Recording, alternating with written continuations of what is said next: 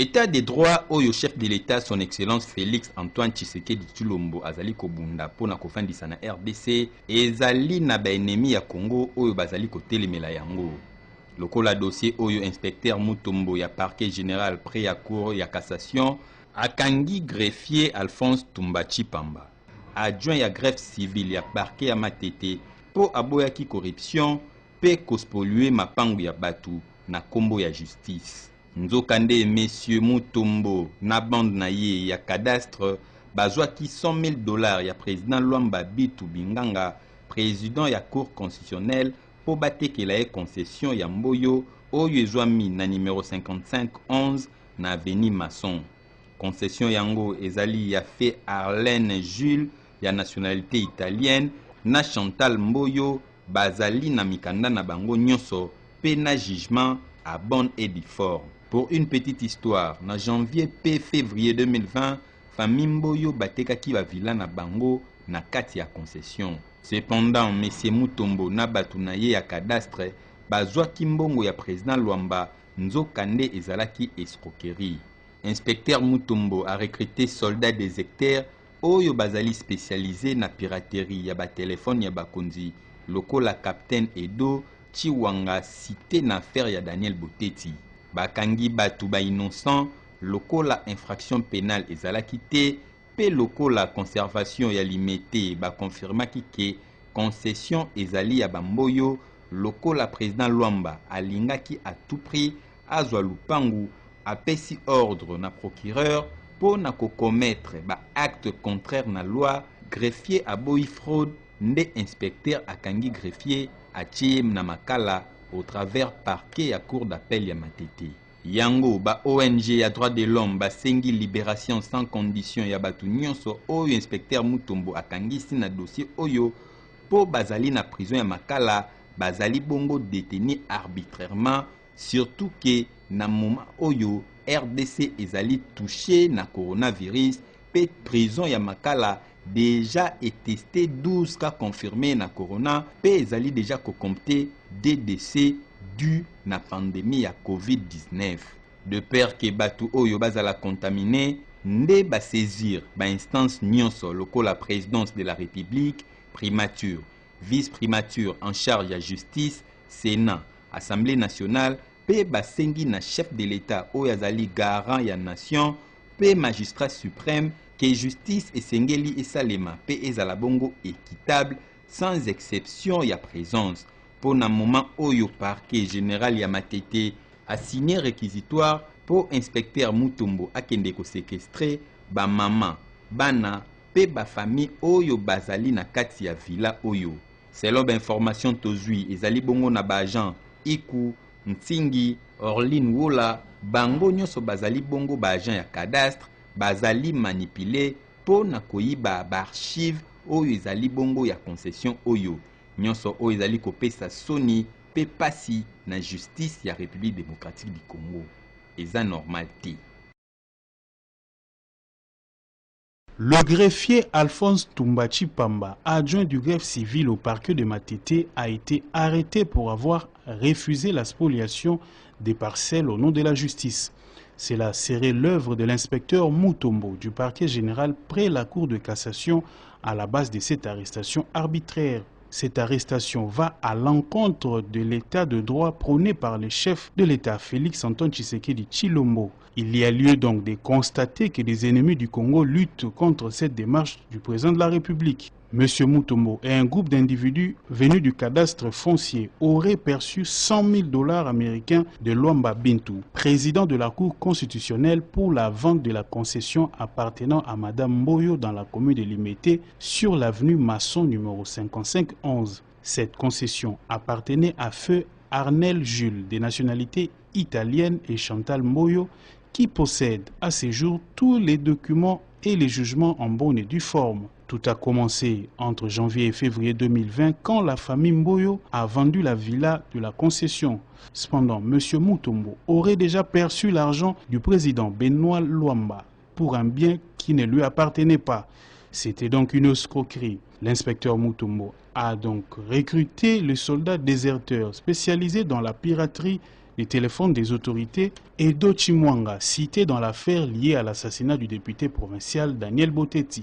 Des innocents ont été arrêtés, pourtant l'infraction pénale n'existait pas car le conservateur des titres immobiliers de la commune de Limete a confirmé que cette concession appartenait bel et bien à Madame Chantal Mboyo. Le président Luamba, usant de son influence dans l'appareil judiciaire, aurait fait arrêter les greffiers jusqu'à l'acheminer à la prison centrale de Makala à travers la cour d'appel de Matete. C'est ainsi que les ONG de droits de l'homme demandent sans condition la libération de toutes les personnes qui auraient été arrêtées à cause de l'inspecteur Mutombo dans ces dossiers car la prison centrale de Makala est déjà touchée par la crise du coronavirus. 12 cas ont été confirmés et 2 morts enregistrés. De peur que ces personnes ne soient contaminées, ces ONG de droits de l'homme ont saisi les institutions de la République, la présidence, l'Assemblée nationale, le Sénat, la vice-primature en charge de la justice et demande au président de la République, garant de la nation, que la justice soit équitable sans exception, car en ce moment, le parquet général de Matete a signé une réquisition pour que l'inspecteur Mutombo puisse déguerpir des mamans, enfants et des familles qui sont dans cette villa. Selon certaines informations, des agents tels que Iku, Ntingi, Orlin Wola, tous du cadastre sont manipulés pour voler des archives de cette concession. C'est une situation qui fait honte à la justice de la République démocratique du Congo.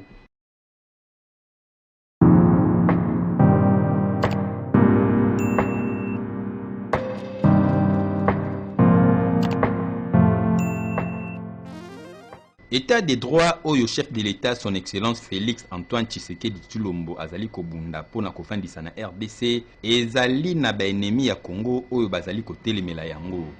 Lokola dossier oyo inspecteur Mutombo ya parquet général près ya cour ya cassation akangi greffier Alphonse Tumbachi Pamba, adjoint ya greffe civile ya parquet ya Matete po aboyaki corruption pe kospolue mapangu ya batu na kombo ya justice. Nzokande messieurs Mutombo na bande na ye ya cadastre bazwaki $100,000 ya président Luamba Bitu Binganga, président ya cour constitutionnelle po batekela ye concession ya Mboyo oyo ezwami na numéro 5511 na avenue Masson.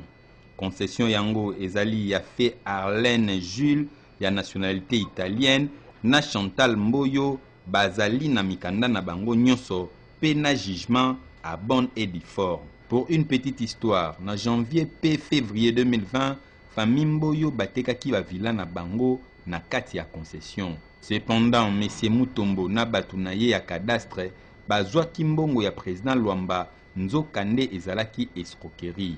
Inspecteur Mutombo a recruté soldats déserteurs oyo bazali spécialisé na piraterie ya ba téléphone ya bakonzi lokola capitaine Edo Chiwanga cité na affaire ya Daniel Boteti.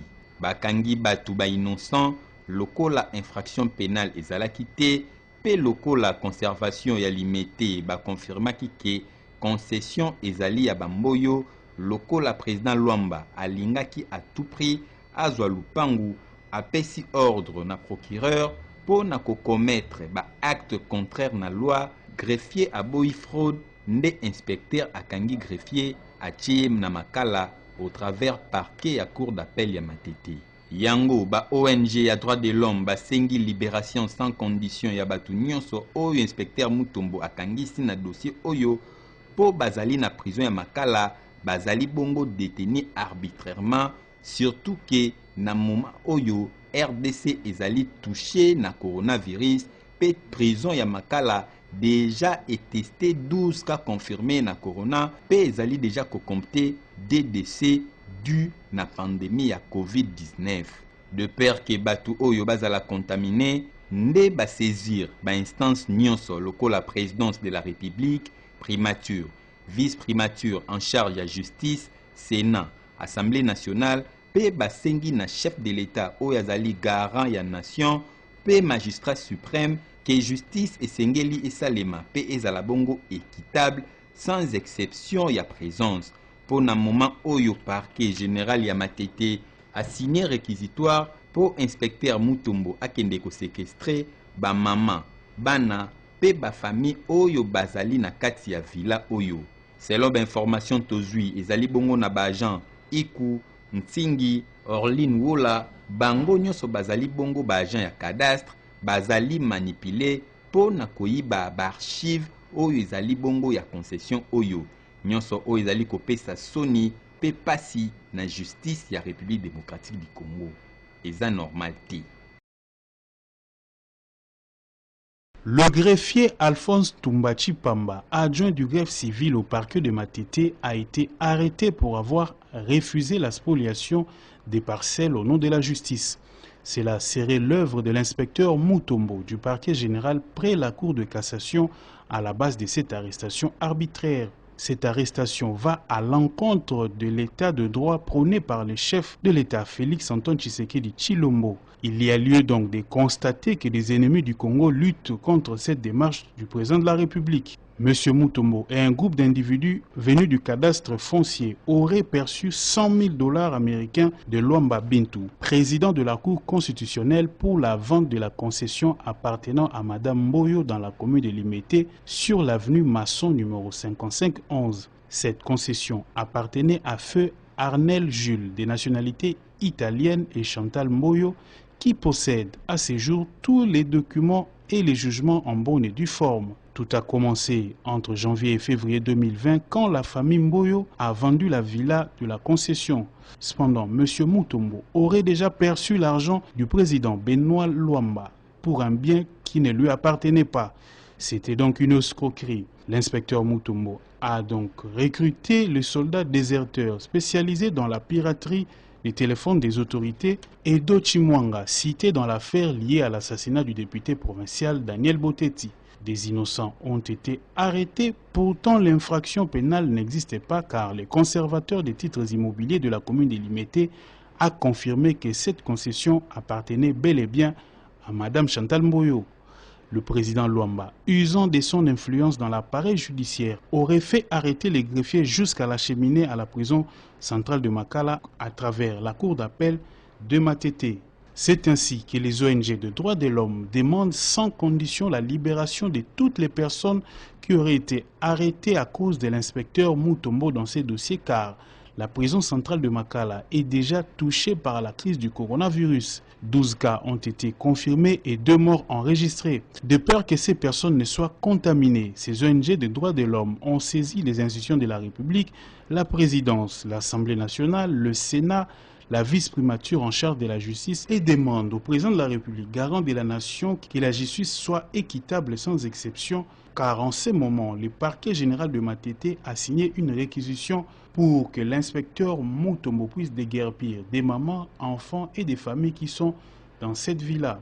Selon certaines informations, des agents tels que Iku, Ntingi, Orlin Wola, tous du cadastre, sont manipulés pour voler des archives de cette concession. C'est une situation qui fait honte à la justice de la République démocratique du Congo.